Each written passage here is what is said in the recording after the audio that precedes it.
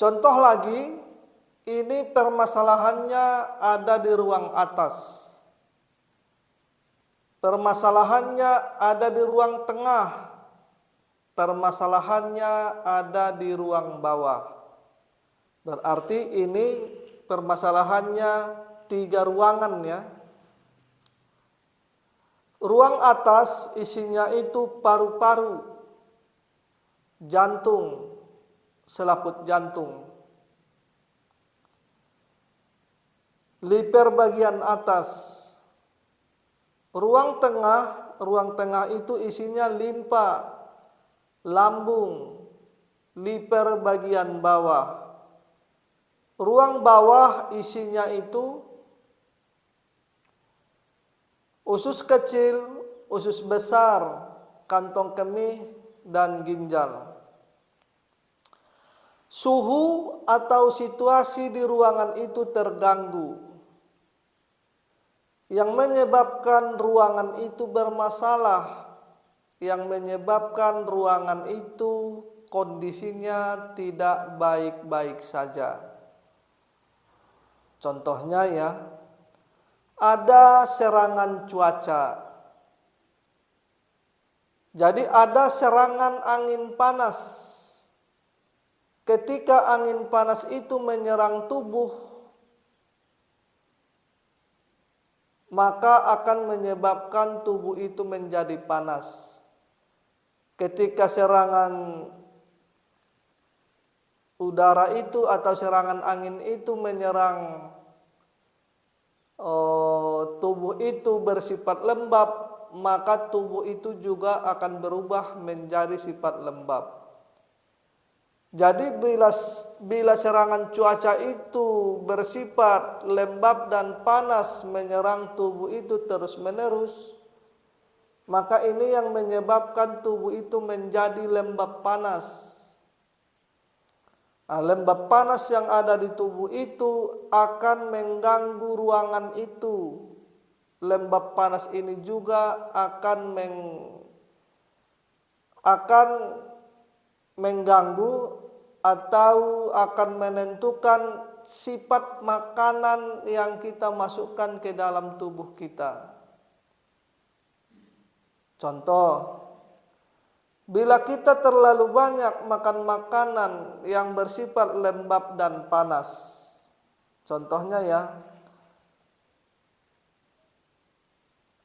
ikan-ikanan dari air laut, ikan-ikanan dari air tawar, daging-dagingan berkaki 2 seperti ayam, bebek, unggas-unggasan ya,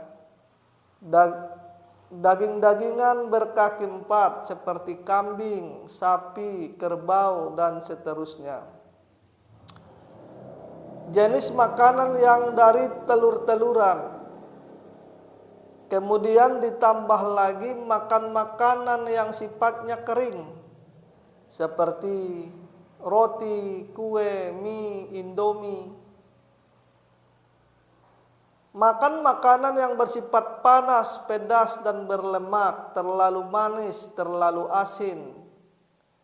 Maka ini yang menyebabkan tubuh itu menjadi lembab panas. Maka lembab panas inilah yang mengganggu ruangan itu. Contoh, bila ada permasalahan di ruangan itu, otomatis akan menyebabkan permasalahan timbul organ yang ada di dalamnya. Jadi contoh ya teman-teman semua, bila serangan panas itu menyerang paru, maka akan menimbulkan pertarungan antara daya tahan tubuh itu dengan penyakit penyerang, maka akan menimbulkan suhu badan itu sangat tinggi sekali. Tubuh itu rasanya haus, tenggorokan itu terasa kering. Jadi bila serangan panas itu menyerang tubuh terus-menerus akan menyebabkan cairan itu menjadi kental.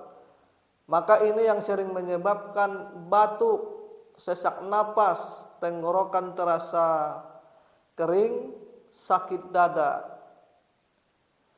Bila serangan panas itu menyerang jantung, maka akan menyebabkan sulit tidur, akan menyebabkan gelisah. Bila serangan lembab panas ini menyerang liver, sehingga liver itu akan mempengaruhi kantong empedu itu, artinya liver itu tidak bisa menyebarkan energi itu sama kantong empedu, maka ini yang menyebabkan muka itu warnanya kuning, mata itu warnanya kuning, atau sering disebut penyakit kuning. Jadi bila serangan panas ini turun ke bawah, menyerang limpa lambung, maka akan menyebabkan gangguan pada limpa lambung itu, akan menyebabkan gangguan pada fungsi lambung itu, sehingga dia tidak bisa menampung dan mencerna makanan sementara. Begitu juga bila ada permasalahan di limpa itu, maka akan mengganggu fungsi transportasi dan transformasinya, sehingga ini yang menyebabkan naik turunnya energi itu menjadi tidak lancar. Maka akan menimbulkan sering kembung, sering mual, tidak nafsu makan.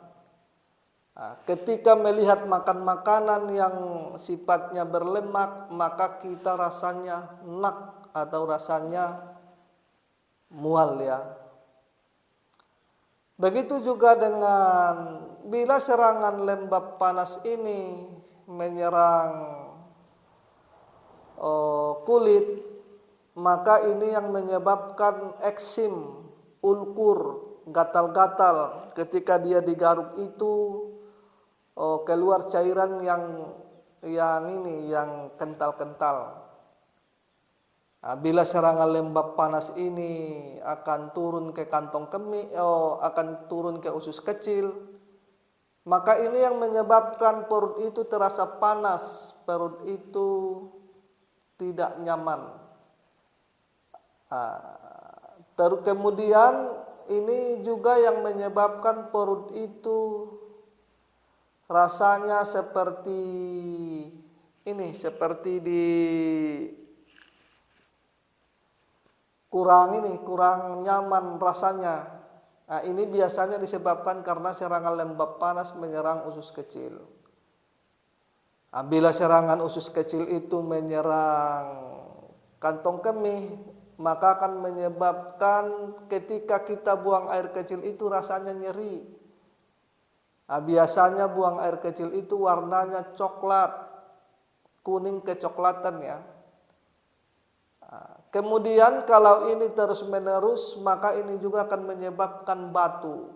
Jadi ketika kita buang air kecil, terasa biasanya seperti ada pasir yang keluar. Kemudian bila serangan lembab panas ini menyusuri usus kecil, kantong kemih, terus dia masuk ke genitalia, maka laki-laki biasanya menyebabkan impotensi. Perempuan biasanya akan menyebabkan keputihan, tapi keputihannya berbau atau keputihannya pekat ya. Jadi antara impotensi yang disebabkan sekarang ini disebabkan serangan lembab panas dengan impotensi yang kemarin kita bahas disebabkan karena lembab dingin, ini impotensinya berbeda. Begitu juga keputihan yang kita bahas sekarang ini disebabkan karena lembab panas, yang warnanya ini warnanya coklat berbau, itu berbeda dengan keputihan yang kita bahas yang kemarin yang disebabkan karena serangan lembab dingin. Ini berbeda kasusnya. Begitu juga bila serangan lembab panas itu menyerang ginjal, maka ini yang menyebabkan pinggang pegal dan lutut lemah. Bila serangan lembab panas itu terus menyerang tubuh terus-menerus, maka akan menyebabkan suhu tubuh itu menjadi naik. Maka akan menyebabkan tenggorokan itu terasa kering, sering haus, lidah berwarna merah, terus selaputnya kuning. Ini menandakan bahwa tubuh itu terserang lembab panas ya. Jadi yang sering disebabkan lembab panas itu ketika bertemunya serangan angin luar yang sifatnya serangan angin panas bergabung dengan makan makanan yang bersifat lembab panas yang dikonsumsi terus-menerus. Maka ini yang akan mengganggu ruangan itu.